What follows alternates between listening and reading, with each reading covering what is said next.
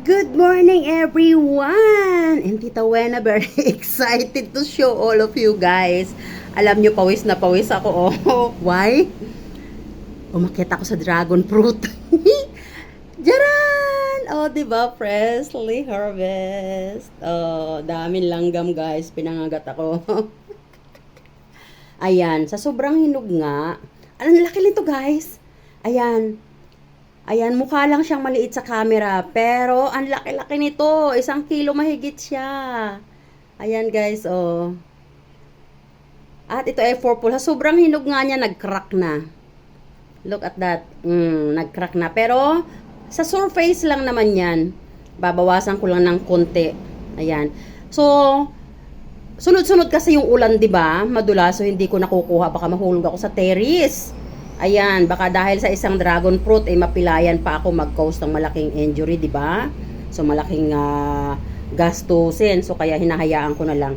And then, nagsasampay ako this morning. Nakita ko, uy, may crack na yung aking dragon fruit. So, I have to harvest. O, di ba? Pag may tinanim, may aanihin. O, di ba? Masipag ka lang. But this time, isa lang yung binunga niya, guys. Last year, 7. Yan. Medyo nagkakaroon ako ng pimples, guys, oh. Stress yata, no? Stress sa ka-engage sa reels, oo. Kasi naabot ako ng hating gabi. Pawis na pawis ako, guys, oh. Pero ang sarap pagpawisan, di ba? Pag nasa bahay ako, ganyan lang ako.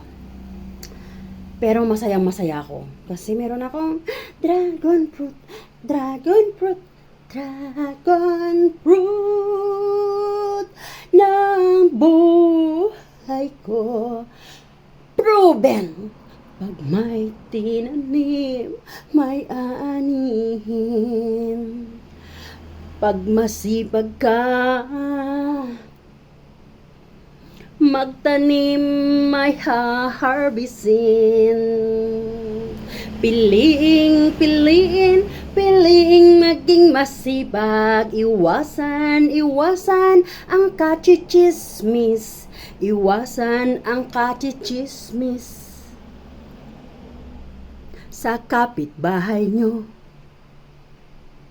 Huwag kang maging masaya sa kachichismis.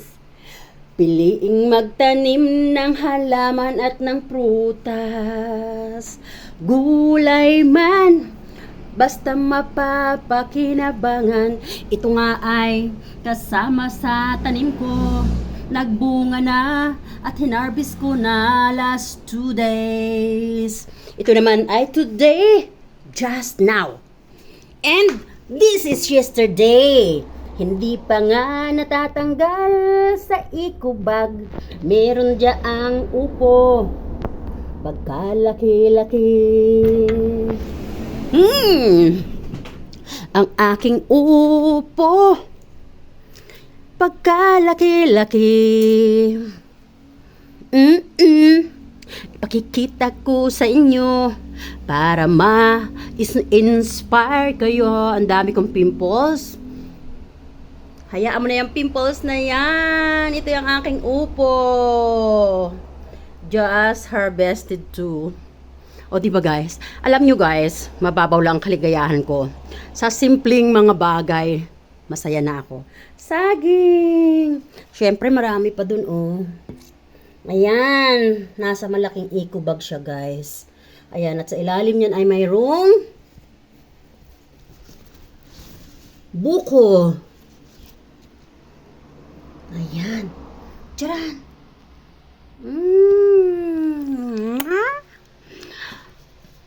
Piling magtanim. Maging masipag ka sa pagtatanim. Si Tita Wena ay pinipimples na. Okay lang yan.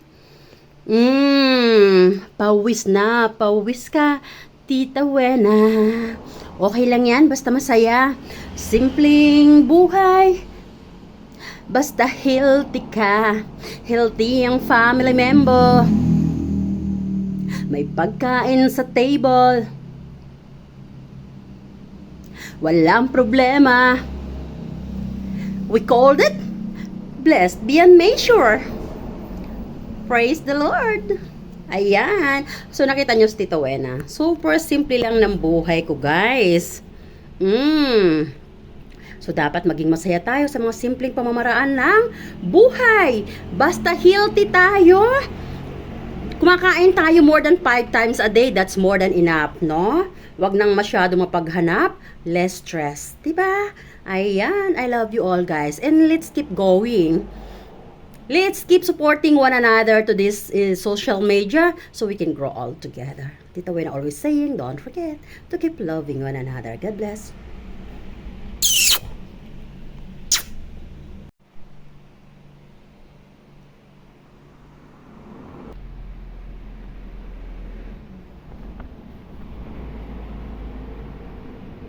So, ayan mga loves, at ang saya-saya kong hinarvest ko na at nilalanggam pa ang ating dragon fruit. At alam nyo ba kung saan ko lang yan hinarvest? Dito lang yan sa loob ng aking terrace sa second floor.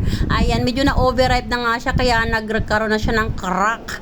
Dahil nga yung ilang araw na sunod-sunod ang ulan, hindi ko siya ma-harvest kasi baka madulas ako doon sa terrace pag nag-climb ako. Yes, ayan. Pero ngayong umaga, nagsasampay ako, na-notice ko na may crack na siya. Sabi ko, oh, I needed to harvest it. Ayan. Pero alam nyo ba guys, yan ay wala namang problema. Tatanggalin ko lang yung balat niyan and then babawasan ko lang yung konting damage sa spot na may crack. Okay na yan. Nyam-nyam na yan ni Tita Wena. O diba? Puro langgam pa. Matamis yan guys. It is a purple dragon fruit.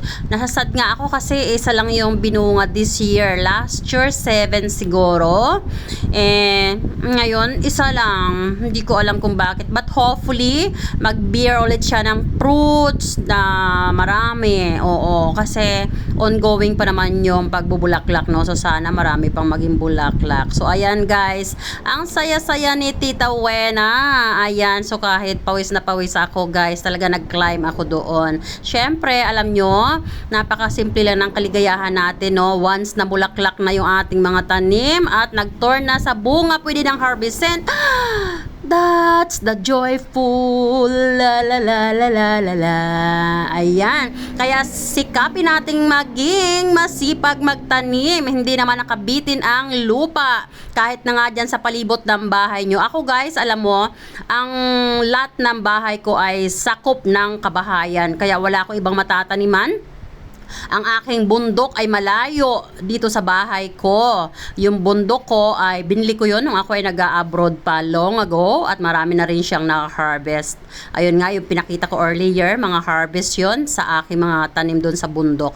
Ito ay dito lang to sa second floor sa along the building ng bahay ko. Ayan. So, ayan, ang tamis-tamis nito, guys. Kaya kayo magtanim na rin kayo. Kahit mga nasa pat lang, no? Magtanim kayo at lagyan nyo parati ng fruit peel o kaya ay yung mga pinagbalatan nyo ng gulay, no? Ihalo nyo sa soil at saka nyo gawing compost at yun ang ilagay nyo doon sa puno. Tataba pa rin siya, guys. Kahit nasa loob lang siya at nasa pat lang siya, one of this day may maha-harvest ka na. Katulad nito, oh.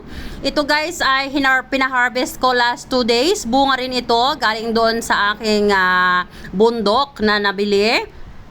Nabili ko yon when I was only 22 years old, no? Habang nag-aaral, nagtatrabaho at the same time, nag-ipon ako.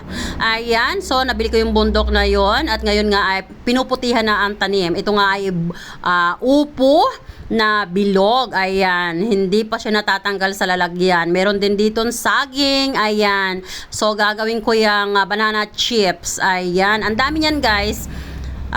Yung iba ibinigay ko na sa neighbor. At yan nga, dahil pawis na pawis ako, nagbihis na si Tita Wena, naghilamos. Ayan, o, pasayaw-sayaw. Enjoy your life, Tita Wena. O, diba?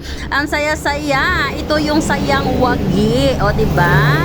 contented sa buhay, walang arte. Yan ang saya na walang utang sa buhay. O 'di ba? Yung mga lumalapit sa iyo na hindi mo mapagbigyan, nangungutang, wala kang maipangutang, nagagalit. Hindi naman sila marunong magbayad, 'di ba? Paano mo pa uutangin, 'di ba? Kahit na nga may pera ako paminsan-minsan lang, ay hindi ko na sila pautang dahil na-stress lang ako sa paniningil sa kanila.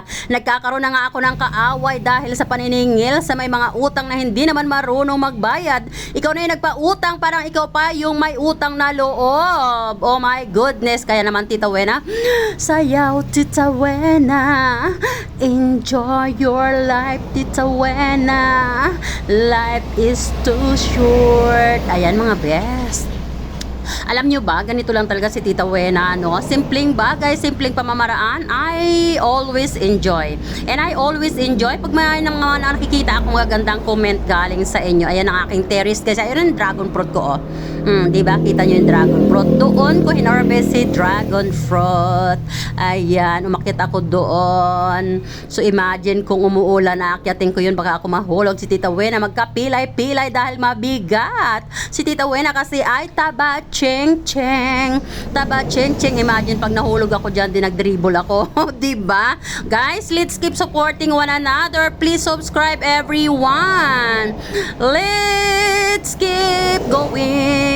Please help me grow my YouTube channel. And of course, if you subscribe to me, guys, please write down a little bit longer comment for a revenue.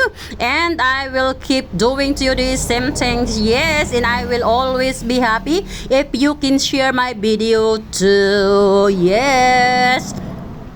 Ayan, shout out po sa aking mga loyal supporters, and of course I used to support them too, no? Yeah, sana dumami pa kayo upang parati tayong continuous growing, and of course, pa nag-grow tayo, we can be able to harvest the fruits of our hard works. Yes! Ayan. So, ano pang hinihintay natin? Let's begin to keep supporting one another. Subscribe na. Pag kayo ay nag-subscribe, iwan lang ng mahabang message. Yes! Dahil short message, halos wala lang. Long messages, mag-create tayo, mag-provide tayo ng magagandang words, magandang message na nanggagaling sa ating lovely heart at sa ating adorable mind. Ayan. At i-write down mo na yan as a comment. And of course, I will always do the same. Yes. So, let's keep supporting one another and let's stay happy and remain healthy. God bless everyone. Mwah.